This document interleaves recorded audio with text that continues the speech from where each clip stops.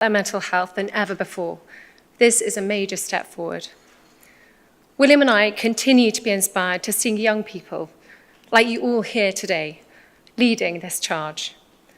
In a breathtaking moment, steeped in history and emotion, Princess Catherine broke down in tears as she inherited Diana's lost crown, a symbol heavy with legacy and love.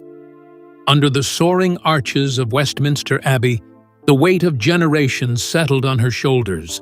This wasn't just a coronation ritual. It was a poignant passing of the torch, connecting past grief with future hope. As Catherine's tears glistened beneath the ancient gold, the world witnessed not just a princess, but a woman embracing the profound responsibility of carrying Diana's spirit forward. This moment marks the beginning of a new royal era, filled with heartfelt promise. The crown's silent arrival, Westminster Abbey settles into solemn hush as Princess Catherine steps into its vast nave. In her hands, cradled gently yet firmly, rests a gilded testament, Diana's beloved crown. Every eye in that cavernous sanctuary shifts, drawn to the crown's radiant silhouette, an artifact of history now entrusted to its future queen. Stained glass light splinters across Catherine's face. Her footsteps echo in stone, synchronized with the collective intake of breath. She pauses. That brief hesitation holds years of memory, legacy, and unspoken promise. The crown isn't just heavy metal. It carries emotional gravity as dense as the Abbey's vaulted ceilings. The audience, near and far, feels the moment's power. Here is a tangible connection to Diana, the woman who took the crown once, in service and in sorrow. Now, Catherine holds it anew. Gasps ripple quietly through the crowd, as if the world collectively realizes we are witnessing an echo of the past entwined with the promise of the future.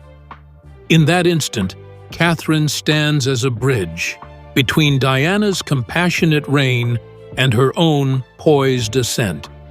The crown isn't merely inherited, it's awakened once again under her gentle care. Unseen inscription revealed. Soft murmurs reverberate as a voiceover reveals an astounding secret. Inscribed inside the crown, in Diana's delicate handwriting, lies a heartfelt vow. Protect their hearts. The camera drifts closer, capturing the sheen of gold surrounding this intimate message, nearly hidden from view, and yet now brought into the world. Flashback to a private moment.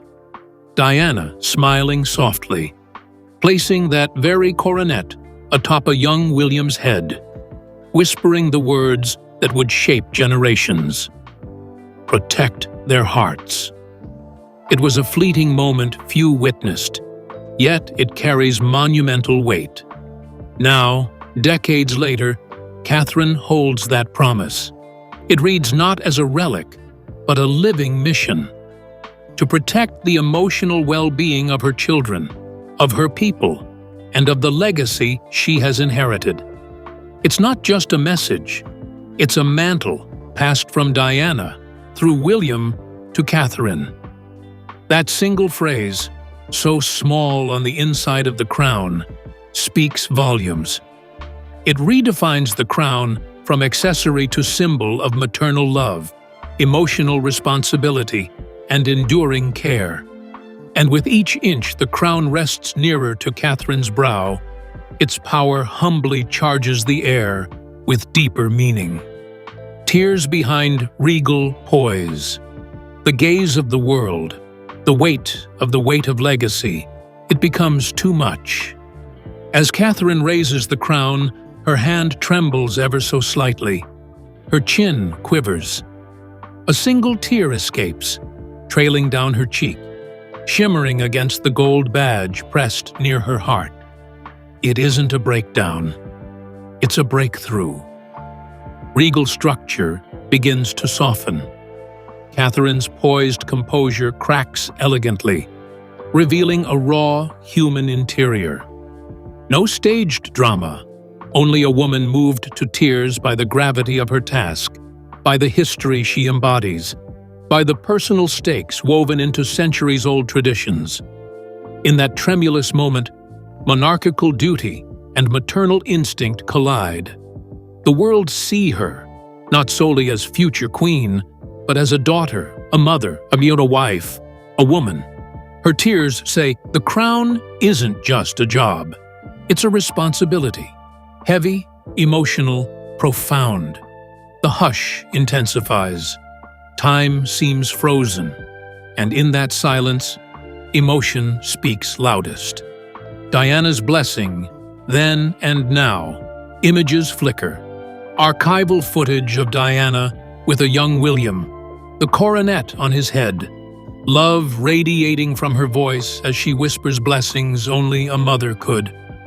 Her soft words, recorded so long ago, now carry uncanny resonance. My blessing goes with it.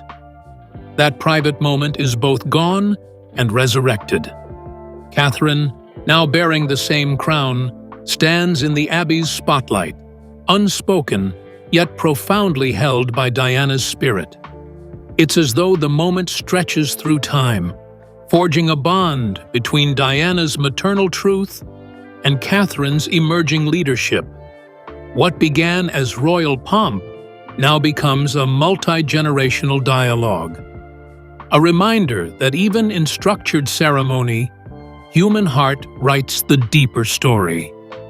As Catherine holds the crown, we sense that she is hearing Diana's timeless counsel, lead with love. A crown more than symbol. The camera pulls back, jewel-encrusted glory, ceremonial splendor.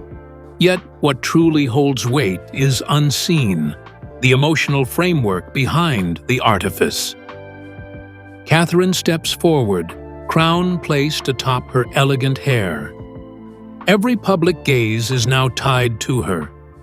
The crown frames her silhouette, but it also reframes the monarchy. More vulnerable, more human, more compassionate. This shift isn't whispered, it roars. For decades, the crown has stood as an emblem of power, formality, and unflinching tradition. Now, in Catherine, it becomes evidence of emotional leadership. She has inherited more than ornamentation. She has inherited a story, and she must now tell it. The world leans closer, watching not just a royal ceremony, but a cultural pivot, where a tear speaks louder than protocol.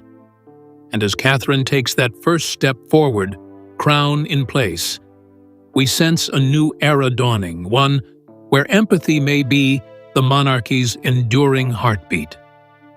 Echoes of royal protocol. The hush returned, but the air was charged differently now. Westminster Abbey's vaulted ceilings, so long accustomed to silent reverence, now pulsed with quiet electricity. Princess Catherine stood poised and trembling beneath the weight of centuries of protocol. Every gesture was controlled, every breath deliberate. The crown rested in place, a living testament to history, and yet everything about her posture spoke of emotional vulnerability. She steadied herself, one foot in tradition, the other in transformation. Etiquette demanded calm composure, regal grip, steady gaze, a dignified pause. But the moment flickered. She faltered. One breath thinned, one tear threatened. And in that fragile lapse, something shifted. The royal family had built itself on decorum, unshakable, unfeeling, untouchable. But here was Catherine, visibly moved, visibly real. It wasn't a scandal. It wasn't a rebellion. It was human. And for once, that humanity didn't feel like a threat to the crown. It felt like its salvation, Royal tradition holds its place with iron grip, silence in sorrow, smiles in crisis. But Catherine's visible emotion broke the mold, just enough to remind the world that the woman beneath the jewels bleeds, grieves, and dreams like anyone else. It was a delicate dance, feeling without faltering, breaking yet holding. And in that moment, as her tear met gold, Catherine reminded the world that the crown isn't just an inheritance. It's a burden, a calling, a heartbeat, pulsing with generations of silent sacrifice. Will the crown forge her future? As the ceremony continued, the question lingered in the air like incense. What does this crown mean now? Not just to the monarchy, but to Catherine herself? In the past, wearing the crown signified power, pageantry, and obligation. But on Catherine's head, it felt different. It looked less like an ornament and more like a compass. Less weight, more direction. Could this ancient relic, once worn by Diana, now guide Catherine into something new? Observers whispered, this could be the beginning of her reign, not as queen but as a force. Not as William's wife, but as a woman destined to reshape the monarchy from within. Her posture changed. A quiet steel replaced the initial tremor. It was as if Diana's spirit had spoken to her, and Catherine had heard the call. She would not let the crown define her. She would define it. And with that resolve, her future began to crystallize. One could imagine new charitable paths forming, inspired by Diana's legacy. Projects aimed at youth, mental health, dignity. Initiatives that carried not just royal branding, but real emotional resonance. This crown, once Diana's heartbreak and hope, might now become Catherine's revolution. Public reaction and legacy revival. As the images of Princess Catherine's tear-streaked face, crowned with shimmering gold, streamed out of Westminster Abbey, the world didn't just watch. It erupted. Across social media platforms, news channels, and living rooms worldwide, a tidal wave of emotion and reaction surged, transforming a royal ceremony into a global cultural moment.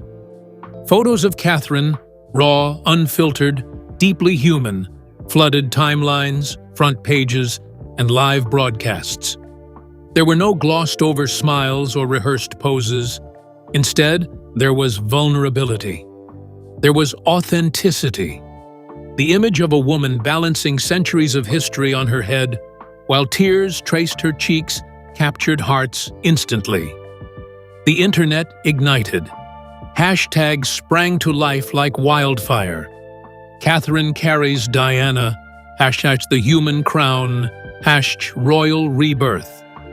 Clips from the coronation ceremony became viral sensations. On TikTok, teenagers posted heartfelt duet videos, pairing Catherine's emotional moment with their own stories of grief and hope. On Twitter, conversations blossomed, sometimes raw, sometimes poetic. Elderly viewers who still remembered Diana's wedding joined the dialogue with nostalgic reflections, noting the cyclical poetry of history unfolding once again. She carried Diana today, wrote one user, capturing the collective sentiment with simplicity and power. Another tweeted, "This is how the monarchy survives, not through ritual, but through emotion." These weren't just casual observers.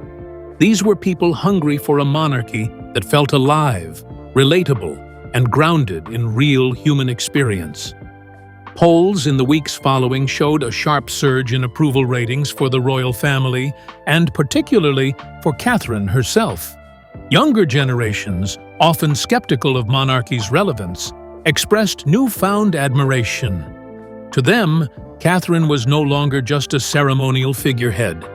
She was a bridge, connecting the old-world formality of royalty to the modern world's hunger for empathy and authenticity. This was not just a viral moment blown out of proportion. It was the spark of a legacy revival, a turning point where the monarchy's future was not measured by jewels or titles, but by shared experience and emotional connection.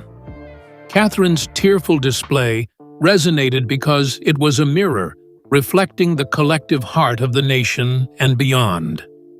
In the months that followed, cultural commentators, historians, and royal experts began reevaluating what Catherine's emergence meant. She was seen as a living embodiment of Diana's enduring influence, not by imitation, but through the quiet power of vulnerability. Her emotional openness challenged centuries of royal stoicism, signaling a shift toward a more approachable, compassionate monarchy. This shift also reopened conversations about the monarchy's role in a rapidly changing society.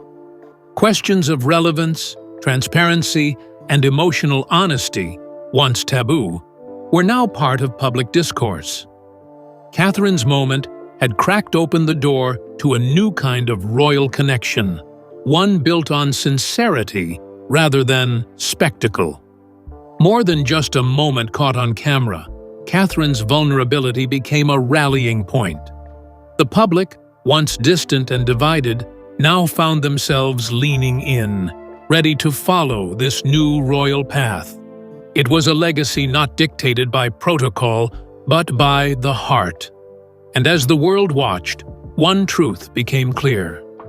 The crown had found not just a wearer, but a bearer of a renewed promise, one that could carry the monarchy forward into a brighter, more human future.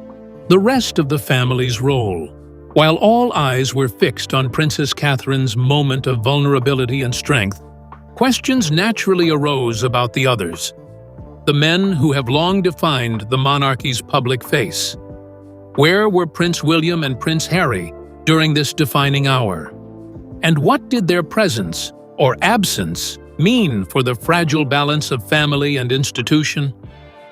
William, ever the steady anchor of the royal family, was physically close to Catherine throughout the ceremony. His figure, tall and imposing, stood as a protective presence beside his wife. But beneath his composed exterior was something more complex, a mixture of pride, nostalgia, and burden. In Catherine's tears, many saw the reflection of Diana's gaze, that same mixture of strength and sorrow that had long haunted the royal narrative. For William, this was not just a ceremony, it was a crossroads where past and future collided.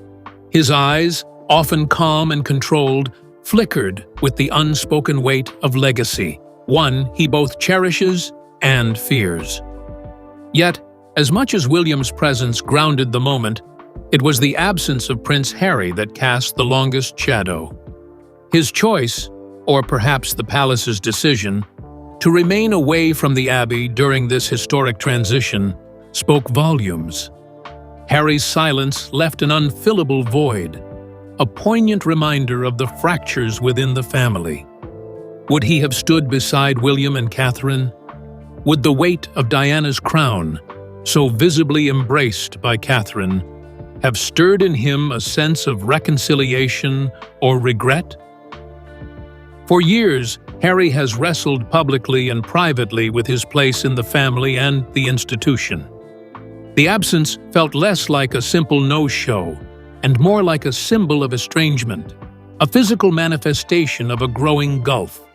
This was not just a personal moment for Catherine. It was deeply political. Her tears, raw and visible, shifted the dynamics of the monarchy in real time. They forced the family and the world to confront emotions often kept hidden behind stiff upper lips and royal protocols. The vulnerability she displayed cracked open the door for honesty, something the institution has long struggled to allow. Some hoped that this moment might serve as a catalyst for healing. Could the shared history, marked by loss and love, finally soften hardened hearts. Speculation swirled about a possible thaw between the estranged brothers, a bridge forged not just in duty but in shared remembrance of Diana's enduring legacy. Yet others whispered darker possibilities, that the emotional display might deepen the divides, exposing tensions too long buried to be easily resolved. Catherine's openness, while powerful, also risked highlighting the fractures within the family. Would the palace rally around this renewed emotional center? Or would it splinter further, driven by the pressures of legacy and public expectation? One thing is certain: Catherine's moment was a reckoning. She forced the royal family to feel in public what many have endured privately. The tears cascading down her cheeks were not just hers, they were the monarchy's collective sigh, a call for transformation. Whether that call leads to reunions or reckonings remains to be seen. What Catherine ignited was more than a ceremony. It was the beginning of a new chapter, a chapter where royal duty is intertwined with raw human connection. And as the family moves forward, they carry with them the weight of that emotional honesty, sometimes healing, sometimes painful, but always real. The palace spokesperson speaks late that evening, with the images still replaying across global networks. A palace spokesperson stepped forward. Their words were brief, but carefully chosen. It was a deeply personal moment, they said. Her Royal Highness was honoring legacy in her own way. No mention of tears, no mention of the inscription, but the message was clear. This was not a scandal. It was a sacred inheritance. Behind closed doors, advisors debated tone and headlines. How much vulnerability could the crown afford? Could Catherine's emotion strengthen the monarchy, or open it up to critique? But out in the world, the verdict had already arrived. Catherine's tears weren't seen as weakness. They were seen as proof of authenticity. And in a time when public trust wavers, authenticity is currency. This brief statement didn't just contextualize Catherine's reaction, it reframed it. It was a signal. The palace saw her pain and chose not to hide it. A subtle but seismic shift. Because in choosing to speak at all, the palace had already changed. And that change had begun with a single tear, shed beneath a crown once lost, and now, finally, found. Again, Catherine's quiet resolve. Westminster's hush lingers long after the ceremony ends. The stained glass light fades, the cameras power down, the murmurs settle into silence. But for Princess Catherine, something eternal now echoes within her. Beneath the polished composure of her final bow, she carries something more than protocol, something more than poise. She carries a transformation in her spine, in her heart, and in the way she now breathes beneath the crown. The coronation was not merely a public spectacle. It was a threshold. And as she crossed it, the world saw a woman evolve from royal consort into moral compass. A new kind of queen-in-waiting, one forged not in golden lineage, but in quiet, enduring empathy. In the days that follow, this shift becomes impossible to ignore. Catherine does not retreat into celebration or ceremonial rest. She moves with purpose, each action imbued with deeper weight. She calls for strategic sessions with advisors, not to discuss titles, but to map emotional outreach. Mental health, youth empowerment, maternal support, each echoing the very causes Diana once held dear. Her meetings are purposeful, but not performative. Behind palace walls, she invites grassroots voices to the table. Young leaders, grieving mothers, therapists working with trauma survivors, not just to hear them, but to build with them. Her presence is less a command, more a conversation. And in every small decision, a promise reveals itself. This crown will not sit on silence. It will speak through service. Her staff notice it first. The difference in her tone, the calm urgency in her eyes. They begin to refer to her not as someone stepping into Diana's shadow, but as someone crafting her own radiance. Less a princess in waiting, more a queen already in motion. It's not about optics, not branding, not media strategy. It's something richer, deeper, more dangerous to the old guard. Because where the institution once stood, guarded behind polished marble, Catherine opens its doors with grace. Her message is simple. The monarchy cannot survive without the people's heart. And to reach that heart, it must beat with their pain, their dreams, their truth. She wears her crown, not as a prize, but as a vow. A symbol not of dominance, but of dedication. Engraved in gold is more than an inscription. Protect their hearts. It's now a mission. Statement. One that Catherine intends to fulfill not just through ceremony, but through real, living change. And so, the hush of Westminster fades, but her resolve only sharpens. In corridors once ruled by cold duty, now walks a woman of warm defiance. Not loud, not theatrical, but unmistakably powerful. This is no takeover. This is a quiet revolution, and at its center stands Catherine, unshaken, unwavering, unafraid. The crown may rest on her head, but her legacy, that's already taking root in every heart that dares to believe royalty can feel again. Contrast with Camilla's role.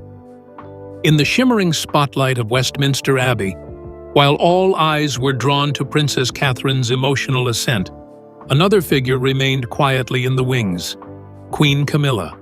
Her presence was unshakable, her expression unreadable, her silence telling. Camilla has always embodied restraint, measured, composed, rarely giving the press or public anything more than a polite smile or a diplomatic word. Through decades of royal service, she has been the embodiment of tradition. Where Catherine trembled, Camilla stood still. Where Catherine wept, Camilla remained composed, and that very contrast became impossible to ignore. As the coronation moment unfolded, two queens stood at the heart of history, but only one was moved to tears. Camilla watched the events with poise, not stepping forward, not reacting. It wasn't indifference. It was discipline, perhaps even self-preservation. She had lived through royal turbulence, public scorn, and personal scrutiny. Her silence was not new. It was armor. But Catherine's vulnerability, her tearful connection to Diana's memory, pierced through that formality. It was as if, in that singular moment, the emotional pulse of the monarchy changed hands. The public noticed. Commentators remarked on it. The internet buzzed. One figure was calm and regal, the other emotionally raw and radiant. Some praised Camilla for holding the line of dignity. Others felt she had been overshadowed by Catherine's emotional resonance. It wasn't just a generational shift. It was a symbolic shift in power. And it raised bigger questions. What does the monarchy value more now? Emotional relatability or polished tradition? Who leads not just in ceremony, but in spirit? Catherine's authenticity, her visible connection to the crown's personal legacy, struck a chord. Her tears weren't seen as weakness, but as strength. A signal that the monarchy might finally be turning toward openness, compassion, and emotional truth. Camilla's stillness, once admired, suddenly felt distant, detached. But it's not a rivalry. It's a reflection of evolution. Camilla walks in tradition's shadow, while Catherine steps into Diana's light. One guards the past, the other reaches for the future. In many ways, both women are essential. Camilla's discipline has held the monarchy together through storms. But Catherine's vulnerability may be what carries it forward into a world that demands transparency, humanity, and heart. Together, they form two pillars of the royal house. But only one appears ready to rebuild it from the inside out. And so, the monarchy stands at a poignant crossroads, with Camilla embodying silence and structure, and Catherine becoming its beating heart. Which path will define the next era? The world is watching, and they're leaning toward the woman unafraid to shed a tear in the name of legacy. A crown, a legacy, a new era. Catherine stands once more beneath Westminster's vaulted arches. But this time, there is no crown in hand. Instead, she carries a vision. A crown not of jewels, but of compassion. She steps into her future with eyes brimming, not with tears, but with intention. This isn't a one-off performance. This is the opening of a new royal chapter. The crown's lost promise, imbued with Diana's blessing and Catherine's tears, is now a living manifesto. The world watches. Will the monarchy embrace heart, or retreat back into polished silence? The answer may come through the communities Catherine visits, the conversations she sparks, and the causes she champions. A generation is waiting. They crave authenticity, not appearance. Humanity, not hierarchy. As Catherine closes the abbey doors behind her, the crown's bursts of light catch in her hair. Not just jewelry, but symbolism of a reborn monarchy. A monarchy that can both sustain tradition and feel deeply. That can be both regal and human. And what does Catherine feel as she departs the sanctuary of that moment? Purpose, resolve, and the quiet smile of a woman who has inherited more than a crown. She's inherited a torch. And the world walks forward with her, ready to see just how brightly she will burn. Catherine's tears were more than emotion. They were a bridge between history and hope. As she steps into her role, the crown is no longer just a symbol, but a living legacy of love, resilience, and renewal. The monarchy's future now shines brighter through her compassionate leadership.